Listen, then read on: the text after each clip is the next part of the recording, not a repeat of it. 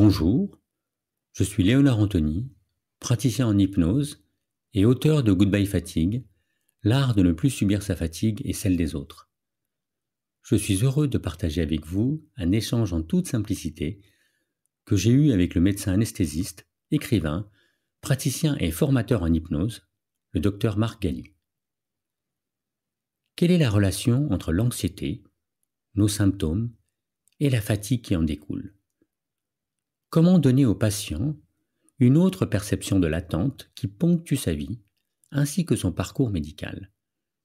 Le docteur Marc Galli nous livre sa réflexion sur le sujet. Ensemble, nous échangeons sur les sources de fatigue qui impactent nos vies et partageons nos propositions pour ne plus les subir, pour dire goodbye fatigue. Bonjour Marc Galli. Bonjour Léonard Anthony. Alors pour ceux qui ne te connaissent pas, ce qui me paraîtrait quand même assez incroyable, je rappelle que tu es médecin, anesthésiste, tu es aussi formateur en hypnose dans le cadre du diplôme universitaire qui est dispensé à la Salpêtrière, et tu es aussi écrivain. Tu as publié un très joli ouvrage collectif qui s'appelle Être là, et aussi un ouvrage plus récemment sur la question de l'attente, que je conseille à tout le monde. C'est un texte magnifique qu'il faut absolument découvrir. Est-ce que j'ai oublié quelque chose, mon cher Marc? Non, t'as oublié. Peut-être que maintenant, j'ai quitté un peu mon métier d'anesthésiste de bloc opératoire pour m'occuper d'hypnose et en particulier d'hypnose dans le parcours de soins des patients.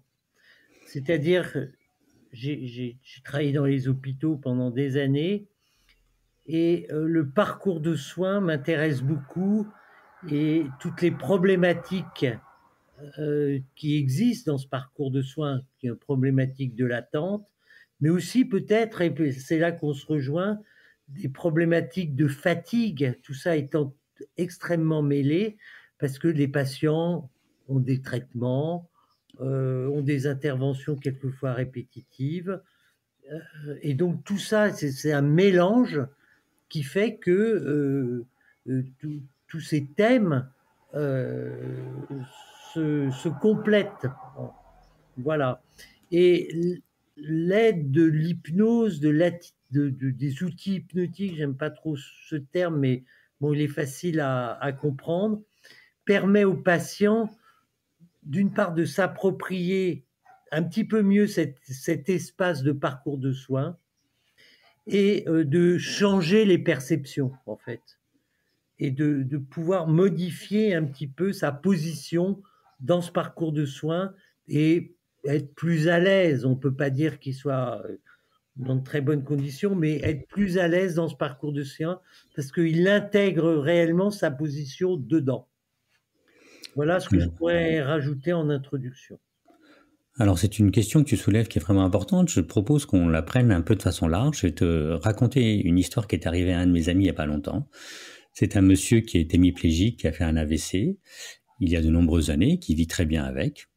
Il est familier de fait avec la question de l'attente, puisque quand tu te déplaces avec une moitié de ton corps qui répond un peu moins bien, tu dois par définition prendre en considération la notion d'attente.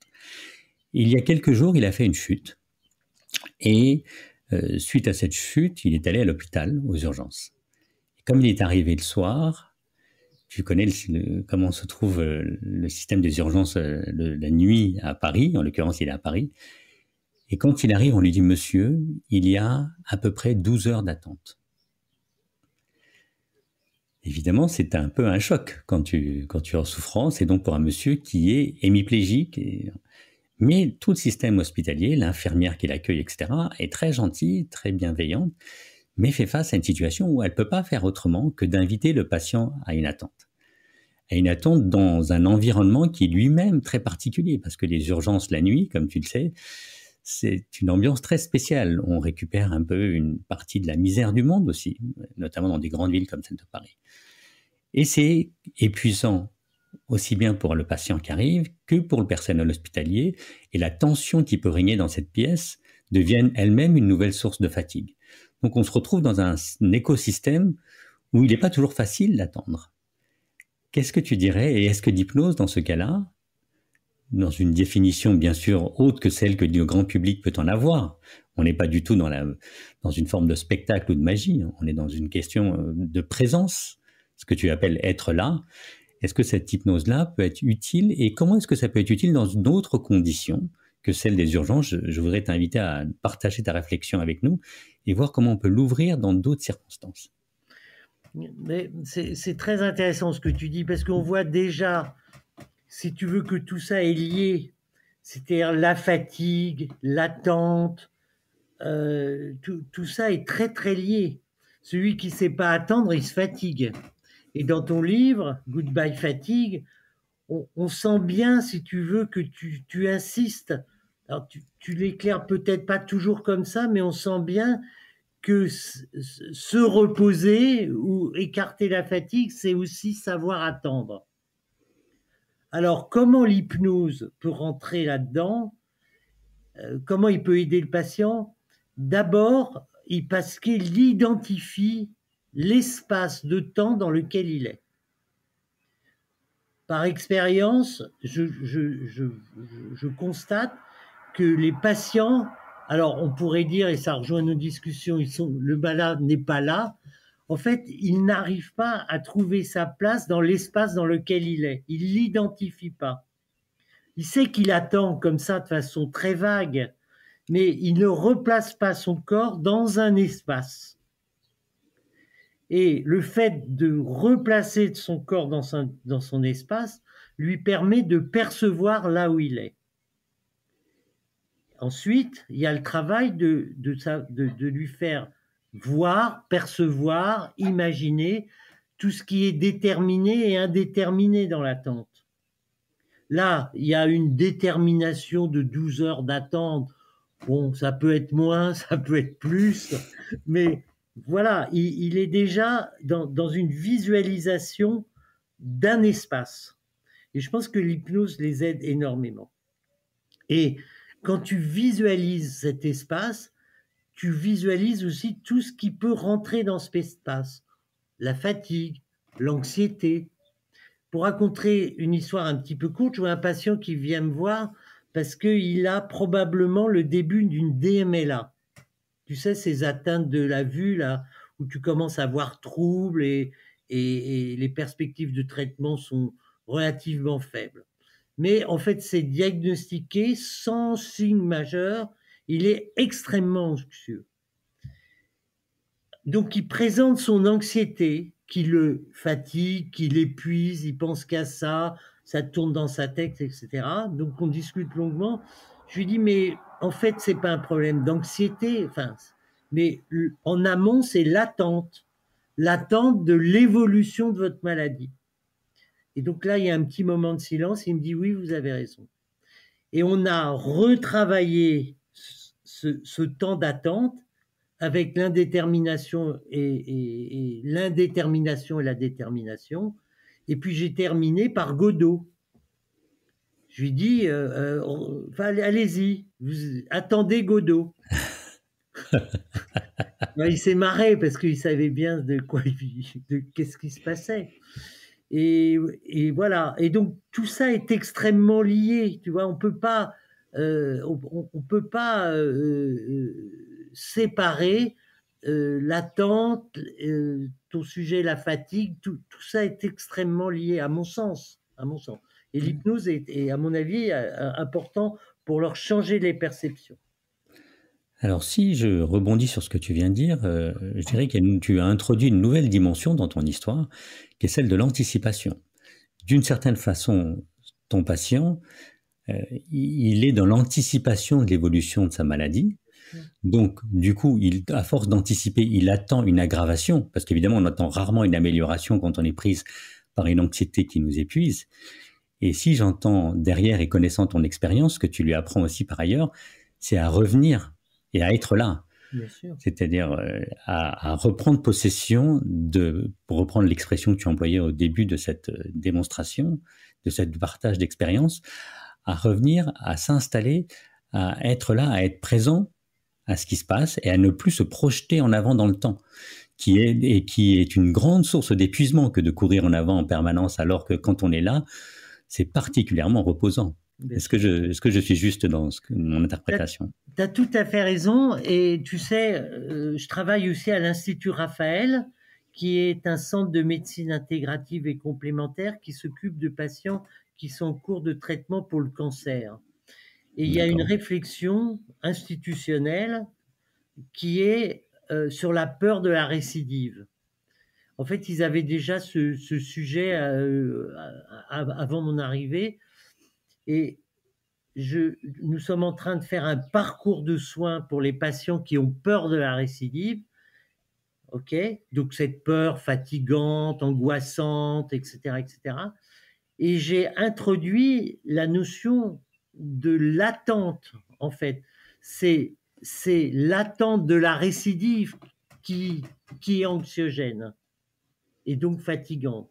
Alors ça les déstabilise beaucoup parce que cette notion d'attente est peu connue, peu éclairée. Donc on parle toujours d'anxiété, on parle toujours de fatigue, tu vois, mais tout ça est extrêmement lié et dans bien des cas, c'est la position dans laquelle tu ne sais pas attendre, où tu n'as pas identifié réellement cette attente, qui est fatigante et anxiogène. Oui, d'une certaine façon, ce que tu dis, c'est si nous regardons la question de l'anxiété et de l'angoisse liée à un symptôme, il est intéressant de regarder la position de l'individu face à ce qu'il expérimente. Et la position de l'individu dans l'espace et dans le temps, puisqu'on parle bien de ces deux dimensions, c'est justement cette notion d'attente. J'ai eu une crise, par exemple, prenons le cas de quelqu'un qui souffre d'une maladie chronique. J'ai eu une crise, le vécu de la crise est difficile, c'est une réalité.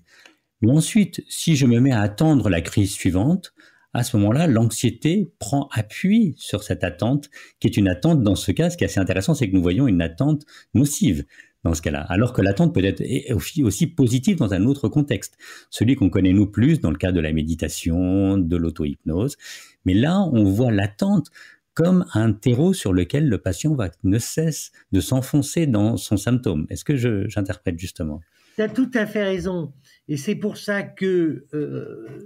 alors, je vais dire deux choses. Un, dans ce programme de soins, j'ai introduit la méditation pour aider ces patients, pour leur faire l'expérience de l'attente. Ça, c'est un premier point.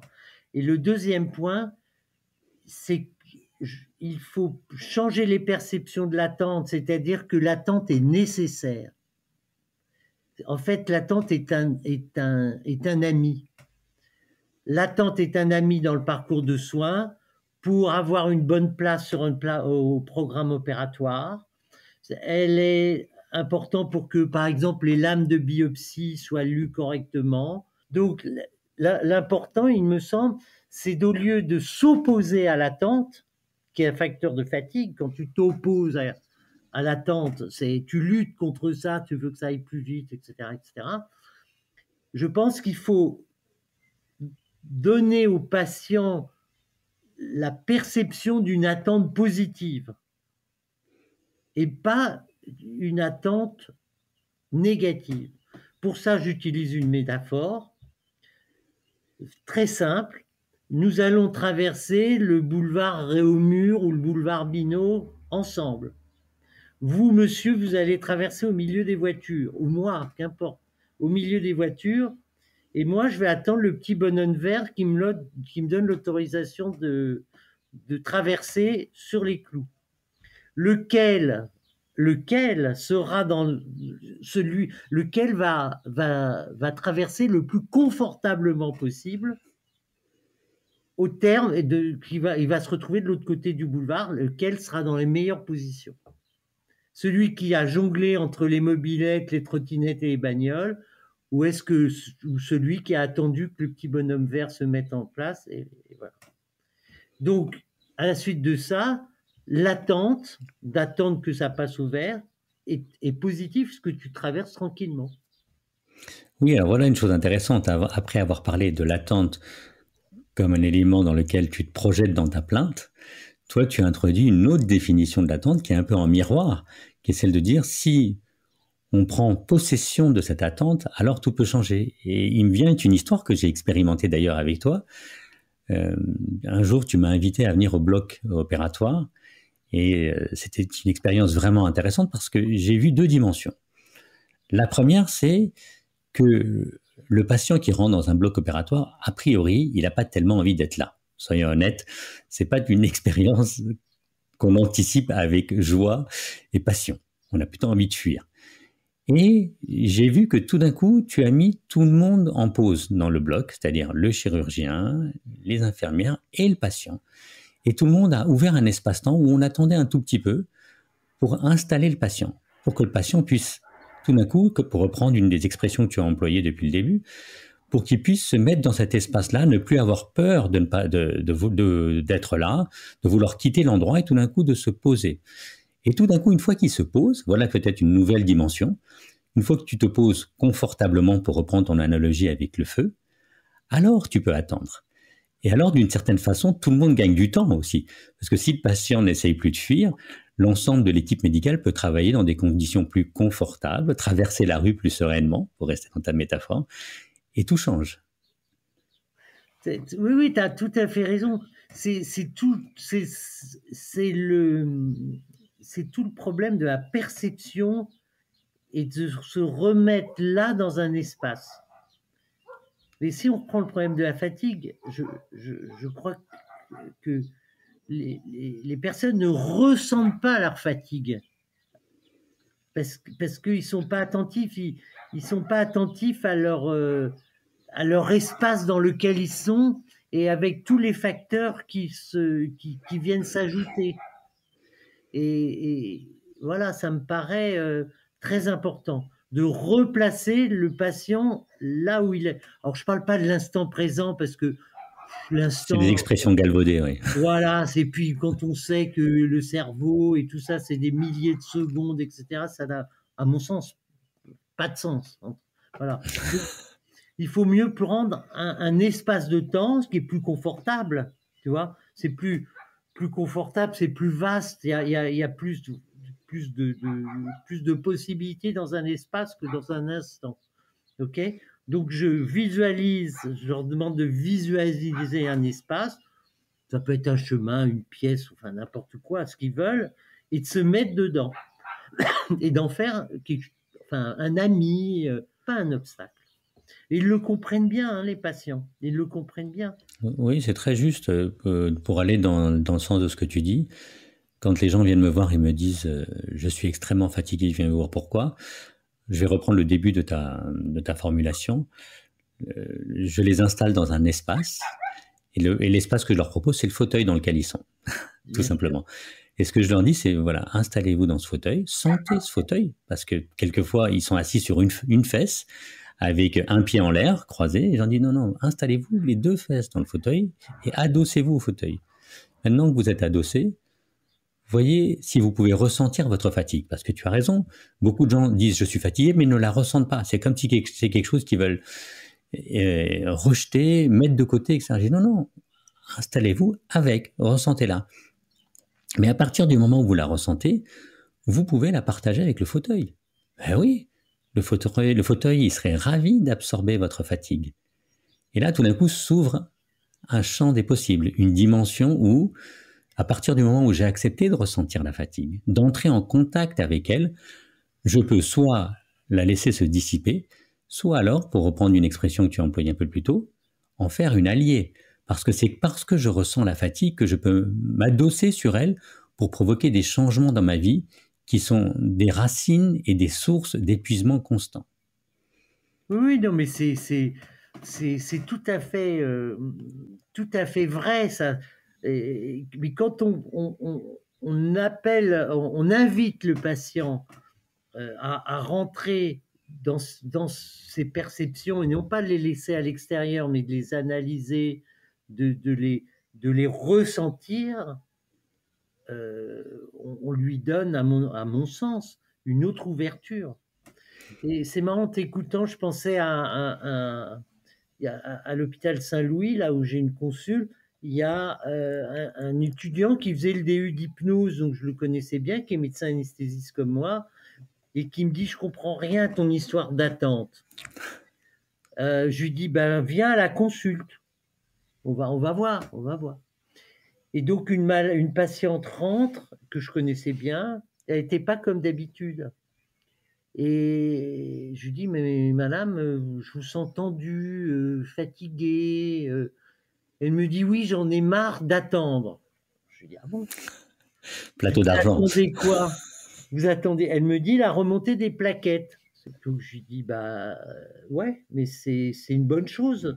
C'est une bonne chose de pouvoir avoir cet élément, de contrôle et pas vous faire une 3e séance de chimiothérapie avec des plaquettes, très basses».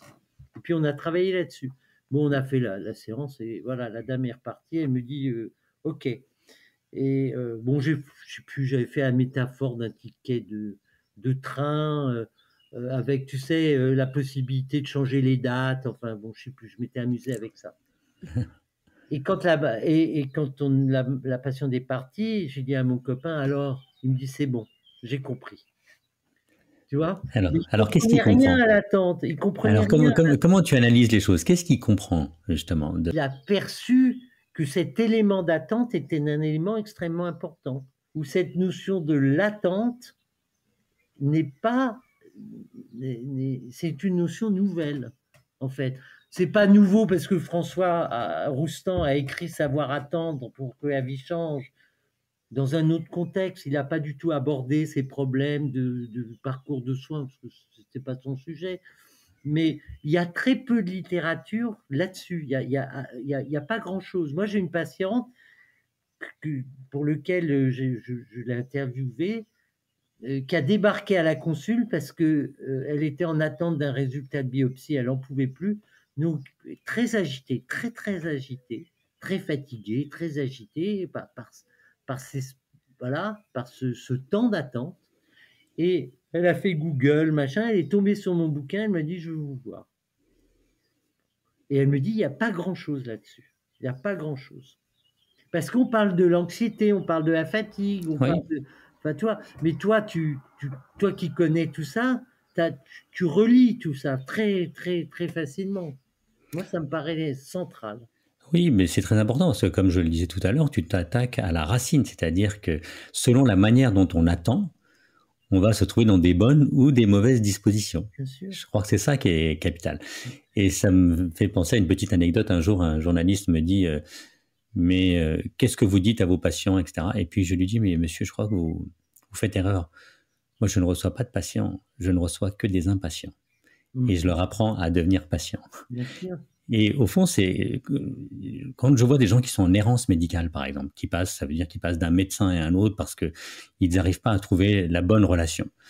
Très souvent, ce que je leur propose, c'est justement d'apprendre à attendre, à entrer dans une autre temporalité pour que, juste pour reprendre ton image, pour entrer dans la salle d'attente et être dans une bonne disposition. Parce que si on est dans une mauvaise disposition, bien sûr, le médecin peut être, ou le praticien peut être soit incompétent, soit énervé, soit passer une mauvaise journée, etc. Mais si toi, tu rentres dans son cabinet dans une bonne disposition parce que justement, tu as attendu d'une certaine façon, tu l'invites à entrer dans une écologie qui est complètement différente. Et donc, la relation va changer, aussi la consultation va changer. Et donc là, on peut faire de cette attente, même un peu longue si le médecin est en retard ou le praticien est en retard, un espace qu'on peut mettre à profit. Alors, on me dit, il faut évaluer, parce que tu sais que maintenant, dans le Il milieu faut tout évaluer. médical, il faut tout évaluer, tout évaluer, tout évaluer. Eh ben, c'est extrêmement compliqué d'évaluer. C'est très, très, très difficile parce que, alors, on a mis en place quelques items. Donc, l'item anxiété, trouble de l'anxiété, trouble du sommeil, fatigue. Bon, c'est voilà, c'est les critères classiques. Trouble alimentaire. Alors, j'ai pas mis attente, j'ai mis niveau d'impatience pour rejoindre peut-être ce que tu as dit.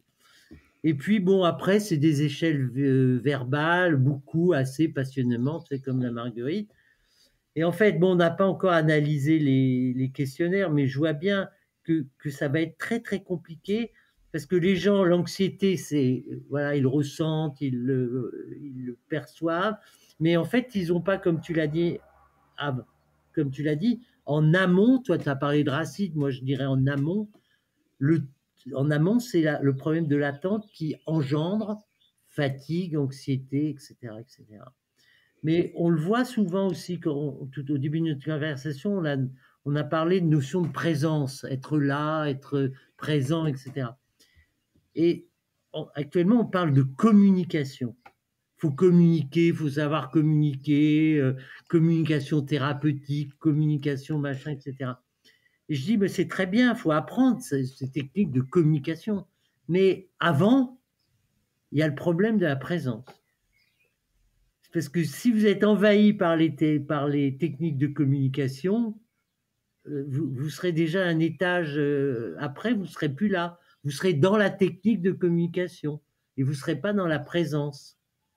Et ben, je crois qu'avec ces histoires de, de fatigue je pense que y a des temps qui sont un peu avant, tu vois. Alors, pas toujours dans la fatigue, bon. Mais je pense que l'attente, c'est un élément, quand tu luttes contre l'attente, tu veux que ça aille plus vite parce qu'on est dans une société du clic, de la rapidité, etc., bah, tu te fatigues. Et si tu sais attendre, tu te fatigues moins parce que tu es avec, tu n'es pas contre le vent, tu n'es pas contre l'eau, tu vois, tu accompagnes. Je pense que tu es d'accord avec ça. Oui, et je compléterai ce que tu viens de dire. Il m'arrive d'accompagner, par exemple, des chefs d'entreprise qui ont des positions à prendre, des paroles en public, dans des conseils d'administration où il y a des négociations tendues, etc.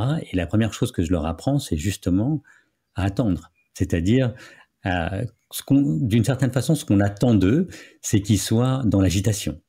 Et disons, si on parle de combat, ce qui est assez amusant, dans un conseil d'administration, dans les négociations, tu as un combat, comme un combat de coq.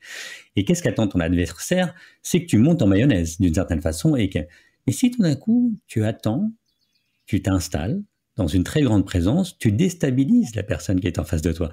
Et pour reprendre la terminologie que tu as employée, d'une certaine façon, tu t'économises aussi beaucoup. Donc, tu te fatigues moins. Donc, l'art de la négociation, et encore une fois, ça a été beaucoup étudié en Asie, change complètement si tu t'installes un peu comme un sumo massif, présent devant la personne avec laquelle tu vas discuter et engendrer une négociation, mais où tu attends et tu ne dis rien et tu laisses l'autre s'agiter, s'épuiser. À ce moment-là, tu prends le contrôle sans rien faire. Voilà une proposition intéressante pour se fatiguer moins. Oui, oui, oui, tout à fait. J'avais une idée, j'ai oublié un petit peu, mais... Ah oui, c'est ça, je pensais à la pandémie, au début de la pandémie. J'en dis quelques lignes dans le bouquin. En fait, cette position d'attente a été complètement folle. Si tu veux, on a attendu, enfin, on nous a dit, comme Charneville, ça va pas venir, Shanghai, machin, Pékin, vous inquiétez pas, nous on attend tranquille, donc on n'a pas su attendre ce qui allait arriver, donc on s'est pas protégé, etc. Et puis après, on a été submergé et on n'a pas su attendre pour donner des réponses ou pour clarifier un peu le message. Et tout au début, ça a été une espèce de pot-pourri de communication et d'action complètement dingue. Parce que je perçois que euh, ce temps d'attente a été très très mal géré. Très très mal géré. Et alors on entend quelques bruits, je précise pour ceux Oui, qui entendent, oui. en attendant que nous sommes à la campagne, que tu es à la campagne et qu'on entend Voilà. donc des bruits de la nature autour de toi et d'animaux, ce qui est assez Voilà. Et magique on sur un peut podcast. fermer la fenêtre si vous Ah voulez, non, mais ça fait pas. restons avec un peu de vitalité autour. Ok, Et, merci.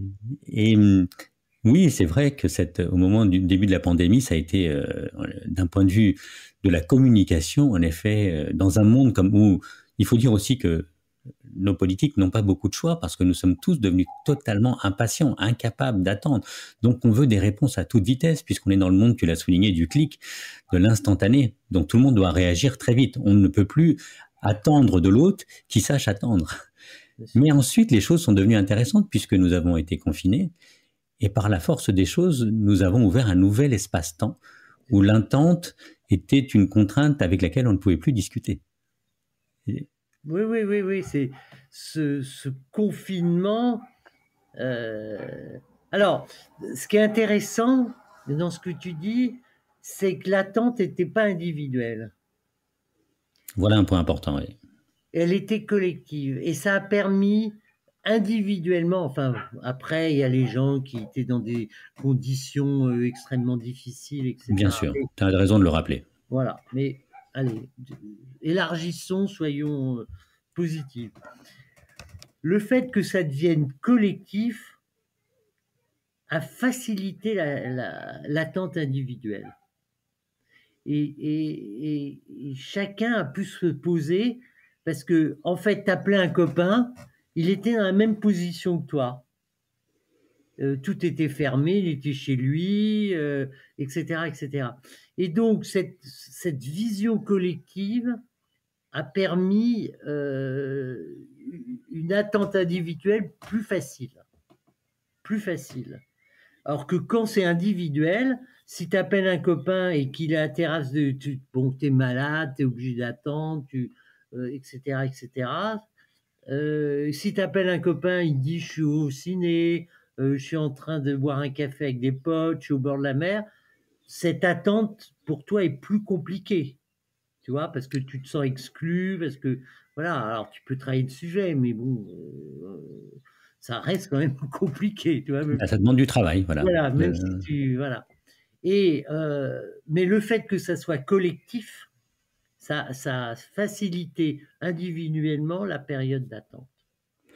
Alors, ce qui est intéressant dans ce que tu viens de dire, c'est pour ça qu'on voit, par exemple, quand les gens travaillent la méditation dans un groupe, qui est une entrée dans l'attente, d'une certaine façon. En tout cas, je parle des méditations dans l'extrême, non accompagnées, où tu t'assois et tu attends.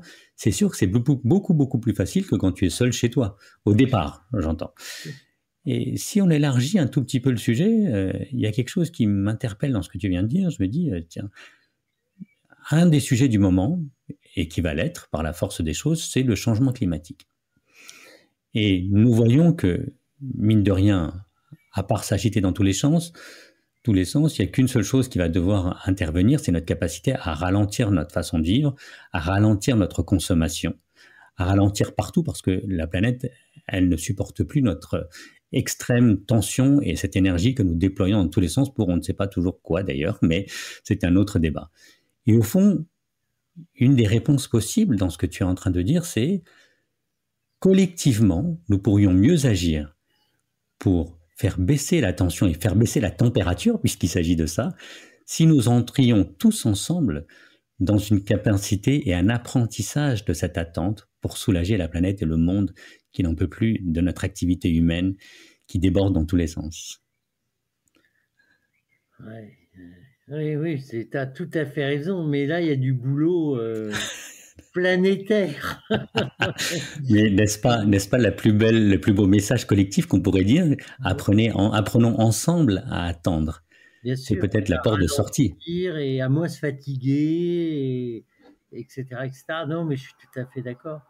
Mais je pense que c'est donc de découvrir ton livre sur l'attente peut être aussi une façon indirecte d'apprendre à entrer dans cette nouvelle écologie de l'individu et de la planète. Et j'invite tout le monde, encore une fois, à ouvrir cet ouvrage parce que c'est un ouvrage petit, très agréable à lire et qui est une belle introduction à cette attente qui semble être en effet une autre façon d'aborder le sujet de la fatigue, d'aborder le sujet de la question de la vie, d'aborder le sujet de l'écologie de l'individu et l'écologie du vivant. Merci Margali, ça a été un échange passionnant. Merci à toi de ton accueil et puis à très bientôt. À très bientôt. Changer nos perceptions, savoir attendre, être là et ne plus se projeter en avant. Considérer l'emprise de l'anxiété sur la temporalité pour lui donner une autre issue par une attente salvatrice. Accepter de ressentir sa fatigue pour en faire une alliée. Replacer son corps dans un espace pour percevoir sa position, une direction renouvelée. Donner aux passions la vision d'une attente positive et constructive. Ne pas voir la temporalité comme un symptôme supplémentaire et cesser de lutter contre elle. Prendre le contrôle sans rien faire. Voilà quelques pistes que j'ai retenues de notre conversation. Il y en a évidemment d'autres. Si vous voulez approfondir le sujet, Vous trouverez par ailleurs d'autres clés dans mon ouvrage Goodbye Fatigue. Merci pour votre écoute et à bientôt.